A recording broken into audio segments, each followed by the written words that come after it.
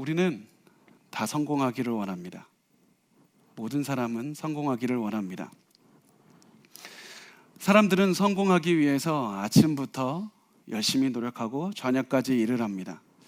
사실은 우리도 이 자리에 앉아있는 우리도 성공하기를 원합니다. 성공적인 신앙생활을 하기 원합니다. 성공적으로 부모가 되기를 원합니다.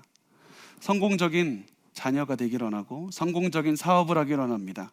성공적인 직장생활을 하기 원합니다. 그래서 모두가 다 성공하고 싶어 합니다. 그렇지 않습니까?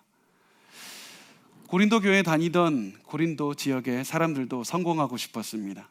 특히 이 지역은 성공을 목표로 하는 사람들이 굉장히 많았습니다.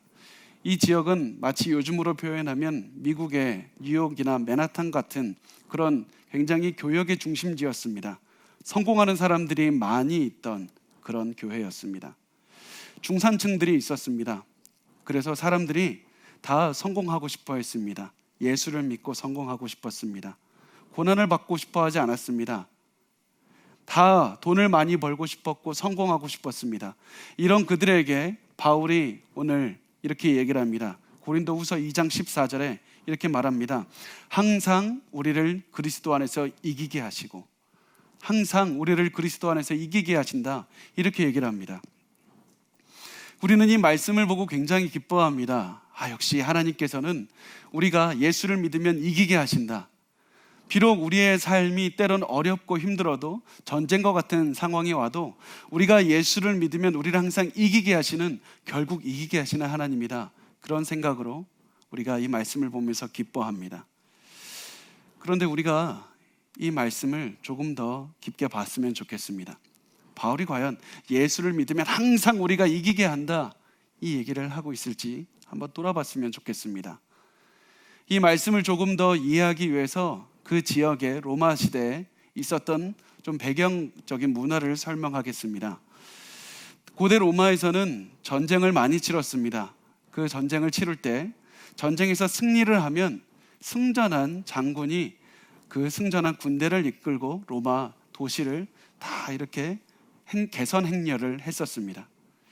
그 개선 행진을 하는 그 규모가 엄청났습니다. 어떻게 구성이 되어 있었냐면, 전쟁에서 이긴, 큰 전쟁에서 이기면 우선 그 개선 장군이 가장 앞장을 서서 전차를 타고 앞장서고 나갑니다.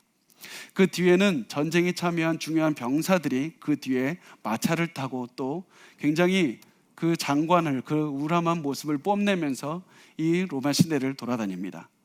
그 뒤에는 어떠한 모습이 있냐면 그 전쟁에서 탈취한 전리품들을 끌고 다녔습니다. 우리가 이런 전쟁에서 엄청난 이런 전리품을 얻었습니다. 자랑하고 다녔습니다. 그 뒤에는 또 무엇이 있었냐면 그 정복한 도시의 그림들도 같이 이렇게 보여주면서 우리가 이렇게 정복한 도시가 이런 큰 위대한 도시입니다, 이것을 보여주면서 다녔습니다. 그리고 그 마지막에는 그들이 패배시킨, 패전한 장수를 이렇게 묶어가지고 끌고 다녔습니다. 우리가 이런 장수까지 이겼습니다. 이런 장수도 우리가 붙잡았습니다.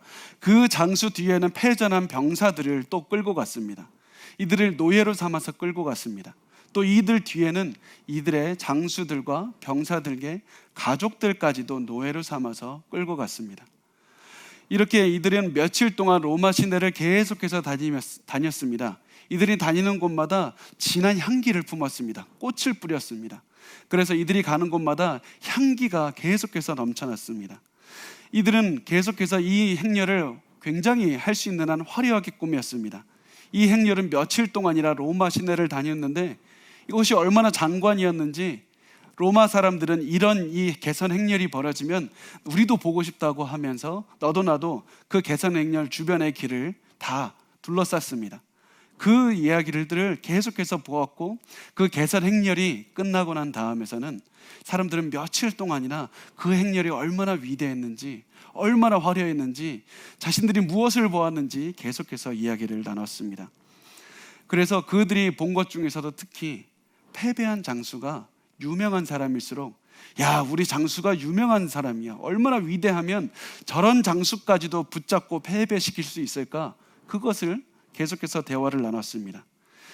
그래서 로마의 황제격인 시저나 그런 유명한 위대한 장수들은 가장 큰 영광을 어디에서 얻었냐면 개선 행렬을 몇 번이나 했는가, 얼마나 화려하게 며칠 동안 했는가, 거기에서 그들의 영광을 삼았습니다. 바울은 이 문맥을 가지고 얘기를 합니다. 항상 우리를 이기게 하신다. 이 말은 개선 행렬을 비유를 들어서 말을 하고 있는 겁니다. 그런데 중요하게 이 말씀은 우리가 생각하는 것과는 조금 거리가 있습니다.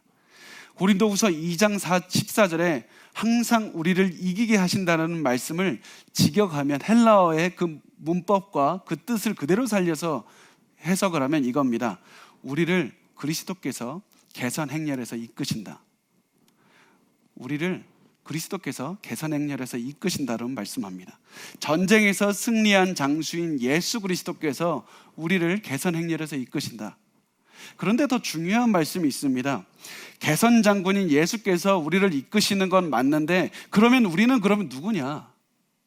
사람들은 고민했습니다. 우리가 과연 그러면 우리를 개선 행렬에서 이긴 부대의 병사로 우리를 이끄시는 것인가? 그렇지가 않다는 겁니다.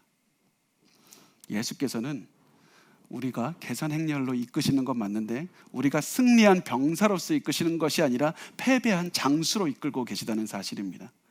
패배한 장수로 이끈다는 것밖에 문법적으로 해석이 안 됩니다.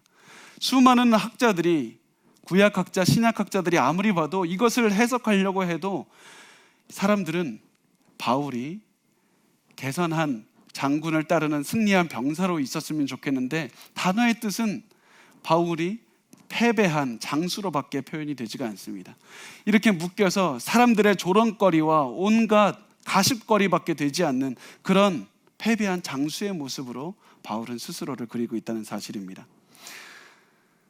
사람들의 손가락질과 멸시를 받으면서 끌려가고 있는 모습으로 그리고 있습니다. 우리가 승리한 장수로서 개선 행렬에서 예수를 믿었기 때문에 앞장서서 사람들의 환호와 찬양을 받으면서 가야 되는데 바울은 우리를 패배한 포로로서 표현을 하고 있다는 사실입니다. 결국 이 개선 행렬에 끌려가다가 포로로 끌려가는 이 장수는 죽음을 당하게 됩니다. 왜 이렇게 암담한 모습으로 바울 스스로의 모습을 표현했을까요? 왜 바울은 우리를 이렇게 승리하는 그런 승리자의 모습이 아니라 패배하고 결국엔 죽을 수밖에 없는 그런 개선 행렬에서 끌려가는 그런 장수의 모습으로 표현을 하고 있습니까? 도저히 이해할 수가 없습니다. 예수를 믿으면 우리가 다 성공하면 좋지 않습니까? 우리의 성공하는 모습을 보고 역시 저 사람은 예수를 믿었더니 성공했다, 잘 산다, 건강하기만 하고 돈도 많고 명예도 많이 받는 저 사람 역시 예수를 믿으면 저렇게 된다, 모든 영광을 누려야 되는데 오히려 바울은 정반대의 모습으로 예수를 믿는 사람의 모습을 표현하고 있습니다. 바울은 왜 하필 우리를 패배한 군사의 모습으로 표현하고 있습니까? 고린도 교회 사람들도 이 말씀을 받아들이기 힘들었습니다. 고린도 교회는 굉장히 잘 사는 동네였고 사람들은 성공을 좋아했습니다. 사람들은 다들 돈을 원했습니다. 성적인 만족도 원했습니다. 여러 가지 만족을 원했습니다. 우리가 잘 살길 원했다고 그렇게 얘기를 하고 있었습니다. 그런데 이들에게 마치 찬물을 끼얹듯이 바울이 얘기했던 것은 예수를 믿으면 패배한 군사로 살아가게 됩니다. 개선 행렬이 지날 때 사람들은 그런 승리한 병사로 살기를 원했지만 패배한 군사로 살기를 원했다고 얘기를 하고 있습니다. 바울이 왜 그렇게 얘기를 했습니까? 우리가 개선 행렬을 잠시 생각해 봤으면 좋겠습니다. 개선 행렬을 보면 사람들이 패배한 장수를 보는 이유가 무엇입니까? 패배한 장수를 보는 이유는 단 하나입니다. 저 장수까지도 무력하게 잡은 저 승리한 장군이 얼마나 위대한지 그것을 알기 위해서 패배한 장수를 바라보는 것입니다. 패배한 장수가 끌려가는 모습을 보면서 사람들은 승리한 장수를 찬양합니다. 승전한 장수가 얼마나 위대하길래 저런 사람까지도 잡고 있을까? 그렇게 칭찬했습니다. 여기에 바로 고난의 의미가 있습니다. 바울은 원래 그리스도에 대항하는 사람이었습니다. 그리스도를 믿는 사람을 박해하는 데 앞장섰던 사람이었습니다. 바울은 마치 그리스도의 적군으로 살았던 사람이었습니다. 적군의 군사로서 장군으로서 살았던 사람이었습니다. 그런데 그가 다메섹 도상에서 예수를 만난 다음에 인생이 변했습니다. 이제는 그가 예수를 믿는 사람들을 박해하는 자가 아니라 예수를 믿는 사람이 되었습니다. 예수를 전하는 사람이 되었습니다. 예수를 전하는 사람이 되었는데 그 이후로부터 그의 인생에서 고난이 시작이 됩니다. 어려움이 찾아왔습니다. 그가 여러 가지 어려움을 겪었습니다. 그가 겪었던 어려움 중에 하나가 질병의 어려움이었습니다. 그가 가지고 있었던 질병을 보통 학자들은 그가 간질이거나 눈의 질병이라고 얘기를 합니다. 간질이라고 한번 생각을 해보십시오. 그 사람은 말씀을 전하는 사람입니다. 말씀을 전하다가 갑자기 자기가 간질 때문에 쓰러져서 벌벌 떨게 된다면 그것이 어떤 상황으로 보이겠습니까? 그가 바울이 사람들의 질병을 치료해주는 그런 사역도 했는데 그가 치유하다가 갑자기 자기에게 간질이 찾아와서 넘어집니다. 쓰러집니다. 바울은 아마 수치스러웠을 겁니다. 창피했을 겁니다. 하나님, 이게 뭡니까? 이게 도대체. 그런 생각으로 사역을 했을 것입니다. 또 그가 만약에 간질이 아니라 눈의 질환이라면 앞이 잘 보이지가 않습니다. 그는 선교사였습니다. 밤이든 낮이든 산이든 바다든 막 다녀야 됐던 사람이었습니다. 그런 그가 눈이 잘 보이지 않는다는 것은 치명적입니다. 굉장히 어렵습니다. 사막도 지나야 되는데 너무나도 어렵습니다. 그가 그래서 하나님께 기도했습니다. 하나님, 고쳐주십시오. 너무 괴롭습니다. 하나님, 너무 괴롭습니다. 나 좀 고쳐주십시오. 너무 창피합니다. 수치스럽습니다. 그런데 하나님께서는 너에게 겸손하게 만들기 위해서 내가 병을 고치지 않으리라 말씀하셨습니다. 바울이 고난이 이것이 끝이 아닙니다. 바울은 계속해서 더 많은 고난이 있습니다. 많은 사람들이 자기를 죽이려고 따라다녔습니다. 그래서 그는 계속해서 도망 다녔습니다. 어떤 때는 그가 복음을 전하다가 감옥에 갇혔습니다. 어떤 때는 채찍에 맞기도 했습니다. 그가 너무나도 많은 고난을 받았습니다. 어떤 때는 무슨 일까지 있었냐면 사람들이 복음을 전하는 바울이 미워서 돌로 쳐서 바울에게 던졌습니다. 바울은 그 돌을 맞고 기절해서 쓰러졌습니다. 사람들은 그 바울이 죽은 줄로 알고 성 밖에 시체 버리는 곳에 갖다가 버렸습니다. 나중에 시간이 지나서 바울이 기절한 곳에서 이제 일어났습니다. 그러고 나서 내가 죽은 게 아니라 기절했었구나. 그것을 깨달은 다음에 또다시 하나님, 나에게 어떻게 이럴 수 있습니까? 나에게 어떻게 이런 고난을 주실 수 있습니까? 그런 얘기를 하는 게 아니라 사람들에게 믿음을 더욱 굳세게 하라. 믿음을 더욱 굳세게 하라. 이렇게 말하고 또다시 선교하러 갔습니다. 그가 왜 이렇게 살았습니까? 그가 바울이 알았던, 굉장히 확실하게 알았던 한 가지가 있었습니다. 바울이 고난을 받으면서 복음을 전할수록 예수 그리스도를 아는 지식도 같이 전파된다는 사실을 알았기 때문이었습니다. 사람들은 바울이 보면서 예수가 얼마나 위대한 분이길래 저런 바울조차 붙잡고 살아가는가, 저렇게 바울 같은 사람이 고난을 받고 힘들고 아무리 사람들이 정죄하고 아무리 사람들이 그렇게 힘들게 해도 얼마나 예수가 위대한 분이길래 바울이 저 고난에도 불구하고 예수를 따르면서 살아가고 있는가. 바울이 고난을 받으면서 다니는 곳마다 예수의 영광도 같이 전파가 되었습니다. 그래서 예수의 위대함도 같이 전파가 되었고 하나님의 위대한 능력도 같이 전파가 되었습니다. 그래서 바울이 고난 중에 하나님을 의지하는 것을 보고 사람들은 예수 그리스도를 믿기 시작했습니다. 바울이 받는 엄청난 고난이 세상 사람들에게 축복일 뿐만 아니라 하나님께 영광을 돌리는 길이었습니다. 그래서 바울은 내가 패전한 장수로서 이렇게 다니는 것이 오히려 사람들에게 나의 모습을 보여주는 것이 하나님 그리스도의 영광을 더욱더 드러내는 일이라고 그렇게 자부했던 것이었습니다. 바울은 그래서 나를 보십시오. 나를 보십시오. 내가 그리스도의 사랑에 압도된 사람입니다. 내가 예전에는 예수 그리스도를 믿는 자들을 그렇게 죽이려고 했지만 이제는 내가 그리스도의 사랑에 항복한 사람으로 살아갑니다. 나는 항복한 사람입니다. 고난도 나를 꺾을 수가 없습니다. 나를 보십시오. 그리고 나를 압도하신 승전한 예수 그리스도를 바라보십시오. 그가 그렇게 고백하면서 다녔던 것이었습니다. 여러분 알고 계십니까? 여러분도 저를 포함해서 우리가 다 예수 그리스도의 원수로서 살아갔습니다. 우리는 원래 다 예수 그리스도의 적군이었습니다. 로마서 5장 10절에 이렇게 말씀합니다. 곧 우리가 원수 되었을 때, 곧 우리가 하나님의 원수 되었습니다. 하나님의 적군으로 살아갔습니다. 복음을 알기 전까지는 하나님의 대항에서 사는 것이 여러분의 인생이고 저의 인생이었습니다. 바울이 예수 그리스도를 알기 전까지는 적군으로 살아갔지만 이제는 하나님의 사랑에 항복한 그런 패잔병이 되었습니다. 우리가 바로 그런 삶입니다. 우리가 하나님의 크신 은혜와 하나님의 은혜와 사랑에 그런 항복해버린 패잔병입니다. 그래서 이제는 예수 그리스도께서 승전하신 예수 그리스도께서 개선 행렬에서 우리를 끌고 가시는 겁니다. 패배한 장군으로 우리가 끌려가고 있습니다. 우리가 그래서 사람들에게 이렇게 표현합니다. 여러분, 나를 보십시오. 내가 예수의 사랑에 항복한, 예수의 사랑에 완전하게 패배한 그런 인생입니다. 나를 보시고 예수의 영광을 보십시오. 나를 보시고 나를 그렇게까지 내 마음을 뒤집어 놓고 나를 변화시키신 예수 그리스도의 사랑을 바라보십시오. 그러면서 바울은 끝까지 이런 모습으로 살아갔던 것입니다. 여러분, 우리가 예수 그리스도의 사랑에 압도된 항복한 그런 패전한 군사로 살아가기 때문에 낙심이 됩니까? 절망이 됩니까? 창피합니까? 그렇지 않습니다. 여러분, 개선 행렬을 보는 사람들은, 그래서 패잔병을 우리를 보는 사람들은 예수의 영광을 찬양합니다. 하나님을 찬양합니다. 패전한 장수 때문에 승리한 장수에게 환호를 보냅니다. 저 엄청난 장수도 졌다. 저렇게 대단했던 사람도 예수를 믿으니까 변하게 됐다. 그러면서 모두가 다 예수의 영광을 찬양합니다. 여러분, 그러므로 고난을 당할 때 기뻐하십시오. 사람들이 여러분을 보고 예수를 찬양하고 있습니다. 여러분, 우리가 아무리 기도해도 고난이 사라지지 않을 때 기뻐하십시오. 사람들은 아무리 어려워도 우리가 예수를 의지하는 모습을 보고 하나님을 찬양할 겁니다.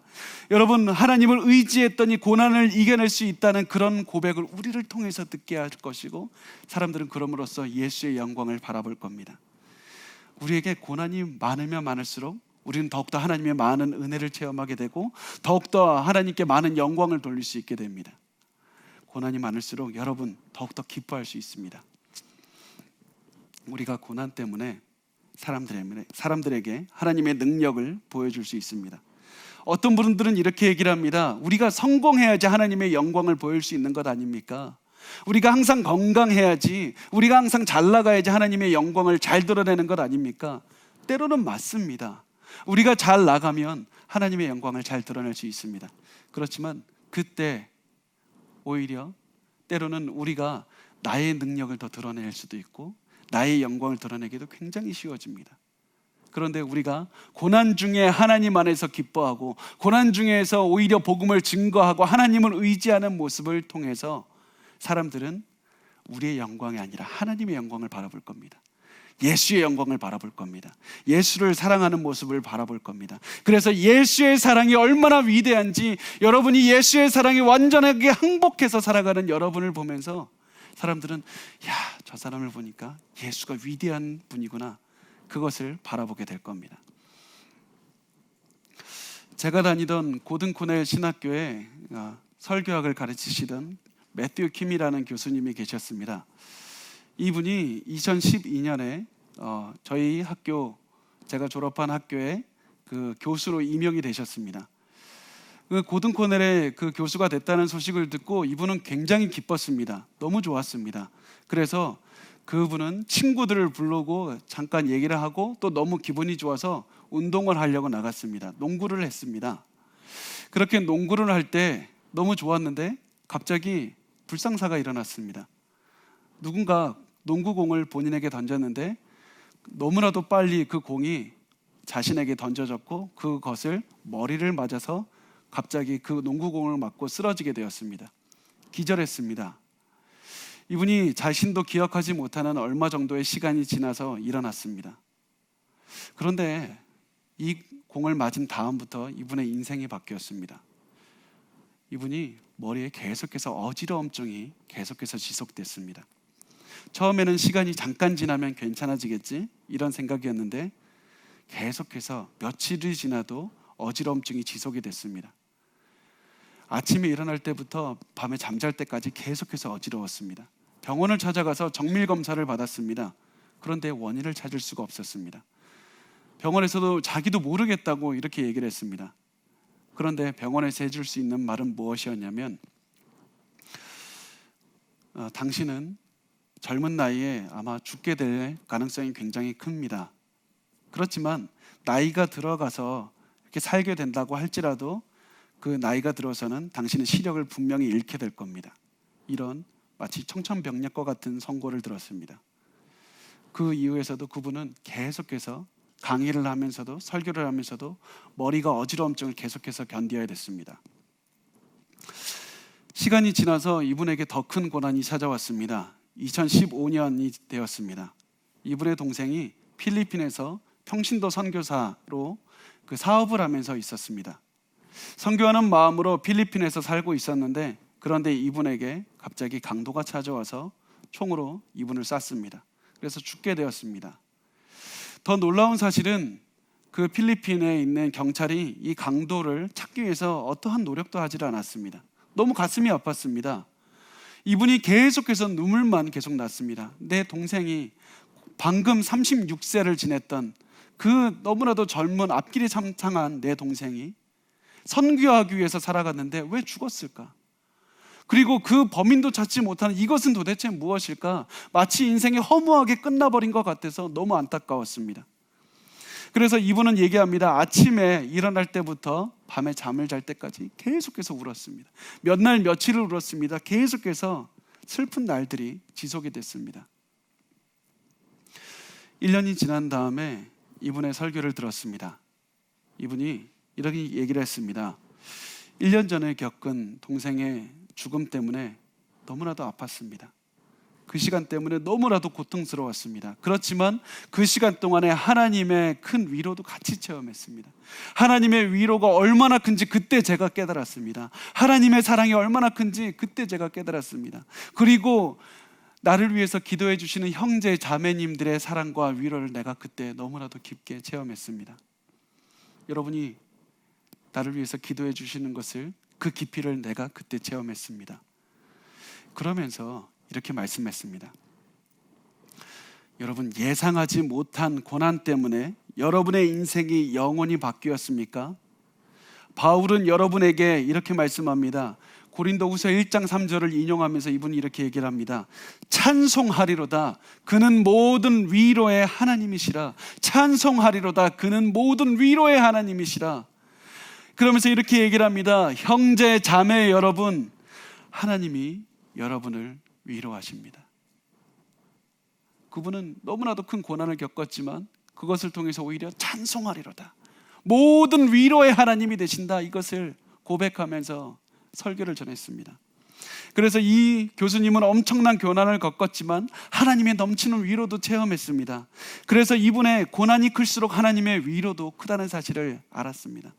그래서 이분이 가는 곳마다 이분이 이런 하나님의 위로를 전파할 때마다 이분의 고난이 컸지만은 하나님의 큰 위로도 같이 전파가 되었습니다. 그래서 이 위로를 통해서 예수 그리스도의 영광도 같이 증거할 수 있었습니다. 그리스도를 위해 받는 고난을 통해서 하나님의 영광을 드러내십니다.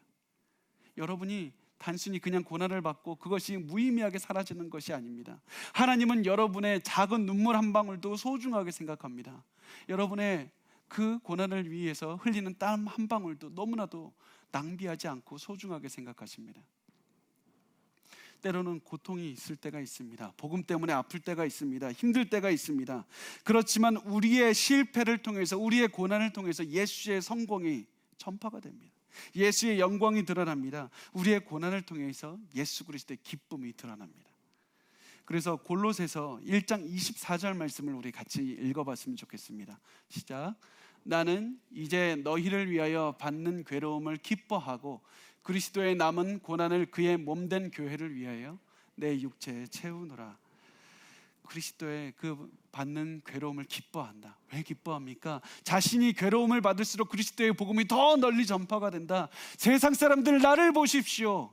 예수의 사랑이 더욱더 널리 전파되기를 바랍니다. 나를 보고 예수를 보십시오. 그렇게 하면서 바울은 괴로움을 기뻐하면서 살아갔다고 말씀을 하고 있습니다. 자, 그러면 이제 어떻게 하면 하나님의 능력을 드러낼 수 있는지 보겠습니다. 어떻게 하면 고난을 통해서 하나님의 능력을 드러낼 수 있습니까? 그 방법이 고린도후서 2장 14절에 나와 있습니다. 우리 같이 한번 다시 읽어보겠습니다. 고린도후서 2장 14절입니다. 시작. 항상 우리를 그리스도 안에서 이기게 하시고 우리로 말미암아 각 처에서 그리스도를 아는 냄새를 나타내시는 하나님께 감사하노라. 여기서 그리스도를 아는 냄새라고 말을 합니다. 그런데 이 냄새라는 말이 14절뿐 아니라 15절에서도 나옵니다. 우리 15절 같이 읽어보겠습니다. 우리는 구원받는 자들에게나 망하는 자들에게나 하나님 앞에서 그리스도의 향기니. 이제는 바울이 우리가 그리스도의 향기라고 말합니다. 여기서는 이제 그 개선 행렬을 향한 비유는 끝이 나고 새로운 비유를 들어서 시작을 합니다. 바로 구약의 제사를 비유를 들어서 설명하기 시작합니다. 자, 우리가 구약의 제사를 한번 생각을 해보겠습니다. 제사는 어떻게 합니까? 제단에다가 동물을 죽여서 거기에 놔두고 불을 태웁니다. 그러면 그 동물이 불에 타지면서 연기가 막 올라갑니다. 그런데 구약에 어떤 표현들이 계속 등장하냐면 하나님께서 죽은 짐승이 아니라 죽은 짐승을 태워서 나오는 그 연기를 아주 받으셨더라. 그 냄새가 좋았다고 말씀을 하고 있습니다. 그 냄새가 악취가 아니라 향기를 받으셨다고 말씀을 하고 있습니다. 그 구약의 자리에, 그 향기를 받으신 그 자리에 시간이 지나서 예수님께서 죽으셨습니다. 예수님께서 제단에서 우리를 위해서 대신 죽으셨습니다. 이 죽으신 십자가의 고난으로 말미암아 죽으신 예수 그리스도 위에서 향기가 막 넘쳐납니다. 향기가 흘러나옵니다. 그것이 무슨 향기입니까? 죽은 짐승을 태워서 연기가 나고 그 연기가 하나님께 올라가듯이 죽은 예수 그리스도에게서 나오는 향기가 하나님께 올라갔고 하나님께서 기쁘게 받으셨습니다. 그 향기가 도대체 무엇입니까? 바로 바울이 바로 그 복음의 향기가 되었습니다. 여러분이 바로 그 복음의 향기가 되었습니다. 제가 바로 여러분 그 복음의 향기가 되었습니다. 바울이 고난을 받으면서 예수 그리스도께서 십자가의 고난을 받으면서 그 죽으셨던 그 자리에서 향기가 넘쳐나는데 바울이 그 복음을 가지고 고난을 또다시 이어받아서 살아가면서 복음을 증거할 때 하나님께서는 그 바울의 고난, 여러분의 고난, 저의 고난을 가지고 향기로 흠양하셨다고 말씀을 하고 있는 겁니다. 우리가 바로 십자가의 향기입니다. 우리가 바로 그리스도에게서 풍기는 복음의 향기가 바로 여러분입니다. 그래서 여러분, 바울이 가는 곳마다 구원을 받은 사람에게나 구원을 받지 못한 사람에게나 누구에게나 십자가 복음의 향기가 드러나게 되었습니다. 자, 고린도후서 2장 16절 말씀을 우리 같이 읽어보겠습니다. 이 사람에게는 사람 마음으로부터 사망에 이르는 냄새요, 저 사람에게는 생명으로부터 생명에 이르는 냄새라. 누가 이 일을 감당하리요? 십자가의 향기가 사방을 가득 메웁니다. 자, 모든 사람이 고난을 받는 바울에게서 십자가의 향기를 맡게 됩니다. 복음의 향기를 맡게 됩니다. 그런데 여기에서 누구나 다 십자가, 복음의, 고난의 향기를 맡게 되는데 누구나 다 받지만 반응은 다릅니다. 어떤 사람에게는 이 바울의 고난의 악취로 느껴집니다. 십자가의 그 고난이 악취로 느껴집니다. 너무나도 싫습니다. 나는 그 고난이 싫습니다. 나는 예수 그리스도 그 십자가에서 주는 그 고난이 나는 싫습니다. 나는 성공만 원합니다. 기쁨만 원합니다. 기적만 일어났으면 좋겠습니다. 나는 성공만 하기를 원합니다. 그런데 이 사람은 뭐라고 말을 하냐면 바로 사망으로부터 사망에 이르는 냄새다. 이 사람은 구원받지 못하는 사람이다. 십자가의 고난을 거절하는 자는 사망에 이르게 된다. 다만 그러나 이 냄새가 향기가 되어서 바울의 고난을 보니까 예수의 그 위대함을 바라보게 되었습니다. 내가 그 바울의 고난이 향기가 되어서 내 마음에 넘쳐납니다. 그 사람은 생명으로부터 생명을 이룬다. 바로 이 고난을 통해서 예수 그리스도 십자가의 그 능력을 바라보게 되고 새 생명을 얻어서 구원에 이르게 된다고 말씀을 하고 있습니다. 그래서 바울은 고난받는 자신의 삶이 바로 그리스도의 향기가 되어서 하나님의 영광과 능력을 이 사람들 앞에서 더 잘 드러내게 합니다. 이렇게 말씀하면서 고린도후서 2장 15절에서 자신이 하나님 앞에서 그리스도의 향기라고 말을 하고 있습니다. 내가 때로는 대다수의 사람이 나의 고난을 보고 미워하고 싫어하지만 내 삶이 아름다운 것은 하나님께서 내 삶을 향기로 맡으신다. 사람들의 능력이 아니라, 사람들의 인정이 아니라 하나님께서, 하나님 앞에서 나를 향기로 삼으시는 하나님. 그래서 너무나도 기뻐하면서 고난을 달게 받는 것이었습니다. 여러분, 그리스도 안에서 형제 자매가 되신 여러분, 그리스도의 복음을 위해서 살다가 고난을 받고 계십니까? 그렇다면 기뻐하십시오. 하나님께서 여러분의 인생을 향기로 맡고 계십니다. 사람들은 인정하지 않을지라도 여러분의 그 삶을 하나님께서 향기로 받으십니다. 여러분이 가는 곳마다 그리스도의 복음이, 향기가 넘쳐납니다. 진동을 합니다. 여러분이 가는 그 가정마다, 사업장마다 진동을 하고 있습니다. 세상은 우리가 풍기는 향기를 절대로 억제할 수 없습니다. 막을 수 없습니다. 우리가 하나님의 영광을 드러내는 것을 절대로 막을 수가 없습니다.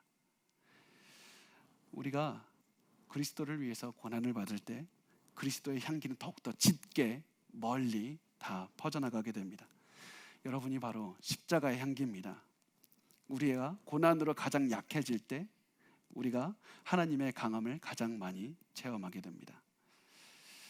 그래서 여러분, 바울이 고린도후서 12장 10절에서 말씀을 합니다. 우리 같이 읽어보겠습니다. 그러므로 내가 그리스도를 위하여 약한 것들과 능력과 궁핍과 박해와 공고를 기뻐하노니 이는 내가 약한 그때 강함이니라. 아멘. 여러분, 제가 정말 수많은 예수를 믿기 때문에 고난을 당하는 사람들을 만났습니다. 제가 제일 처음에 가장 강렬하게 만났던 사람들은 신학교에서 만났던 사람들이 있습니다. 그들은 예수를 믿기 때문에 고난을 당했습니다. 나는 예수를 믿고 내가 헌신해서 목회자가 되고 싶었던 것뿐인데 가족들이 갑자기 관계를 끊자고 얘기를 합니다. 자기는 예배를 드리고 싶고 예배를 인도하고 싶었을 뿐인데 나이지리아에서 한 분은 자꾸 이슬람 사람들이 폭탄을 예배 드릴 때 교회 안에다가 폭탄을 던졌습니다. 그래서 성도들이 이렇게 이분에게 찾아와서 얘기를 합니다. 목사님, 우리가 오른쪽 뺨을 내밀고 또 그것이 다른 뺨을 내밀라고 해서 또 내밀었는데 또 폭탄을 맞았습니다. 우리가 이제 또 뭘 해야 됩니까? 제가 얼마 전에 또 제가 굉장히 사랑하는 목사님이 있습니다. 그분과 통화를 했는데 저에게 기도 부탁을 이렇게 했습니다. 목사님, 제가 행복하기 위해서 기도해 주세요. 행복하고 싶어요. 또 어떤 분은 신학교에서 이런 분도 있었습니다. 변호사였습니다. 그런데 예수를 믿기 위해서 변호사 자격증을 반납하고 신학교로 왔습니다. 사람들은 물었습니다. 변호사 자격증을 갖고 오시지 왜 그랬습니까? 이분은 이렇게 대답했습니다. 내가 이 변호사 자격증 갖고 있으면 목회가 힘들고 안 될 때 내가 변호사로 돌아갈까 봐 무섭습니다. 나는 하나만 보고 가겠습니다. 자격증을 반납하고 왔습니다. 그런데 그 목회가 쉬웠을까요? 굉장히 어렵습니다. 굉장히 힘듭니다. 굉장히 어려운 날들이 지속됐습니다. 그런데 너무나도 중요한 것은 그럼에도 불구하고 이분들이 다 낙심하지 않습니다. 그럼에도 불구하고 예수 그리스도 안에서 기쁨을 체험하게 해달라고 오늘도 헌신하며 기도합니다. 그랬을 때 이분들이 가는 곳마다 제가 느끼는 것은 너무나도 엄청난 예수 그리스도의 진한 향기를 맡게 됩니다. 이분들의 삶을 보면 예수가 살아있다는 것을 고백할 수밖에 없습니다. 위대한 하나님의 사랑이 전파가 됩니다. 여러분, 그리스도 안에서 살아가는 여러분, 고난이 왔다고 낙심하지 마십시오. 고난이 왔다고 슬퍼하지 마십시오. 몸이 아프고 마음이 아프고 관계가 단절이 되고 또는 우리가 상처가 있고 사회생활이 힘들다고 할지라도 낙심하지 마십시오. 실망하지 마십시오. 코로나 때문에 힘이 들고 어렵다고 실망하지 마십시오. 바울은 우리에게 이렇게 얘기를 합니다. 고린도후서 4장 17절 말씀 우리 같이 읽어보겠습니다. 우리가 잠시 받는 환난에 경한 것이 지극히 크고 영원한 영광에 중한 것을 우리에게 이루게 함이니. 우리가 비록 고난이 우리에게 환난과 아픔과 어려움을 주지만 이것은 잠시 잠깐이다. 이것을 통해서 우리의 고난은 그리스도의 영광을 드러낸다. 드러낼 뿐만 아니라 우리의 고난은 그리스도의 영광을 드러낸 다음에 어떻게 하냐면 하나님께서 우리의 고난을 가지고 영광을 만들어내십니다. 그 영광이 어떻게 만들어내시는지는 알 수 없지만 우리가 받는 고난을 통해서 영광을 계속해서 만들어내십니다. 그래서 우리가 천국에 갔을 때 하나님의 영원한 영광의 면류관을 우리가 받게 되는 겁니다. 그래서 우리가 고난이 크면 클수록 우리가 하나님이 예수 그리스도의 영광을 더욱더 드러냈다고 생각했는데 시간이 지났더니 그 영광을 우리에게로 주시는 겁니다. 너무나 놀랍지 않습니까? 그래서 우리가 받는 고난이 크면 클수록 우리가 받는 위로도 클 뿐만 아니라 우리가 받는 영광도 크다는 사실을 반드시 기억하셨으면 좋겠습니다. 그래서 고린도후서 4장 18절 말씀을 같이 읽어보겠습니다.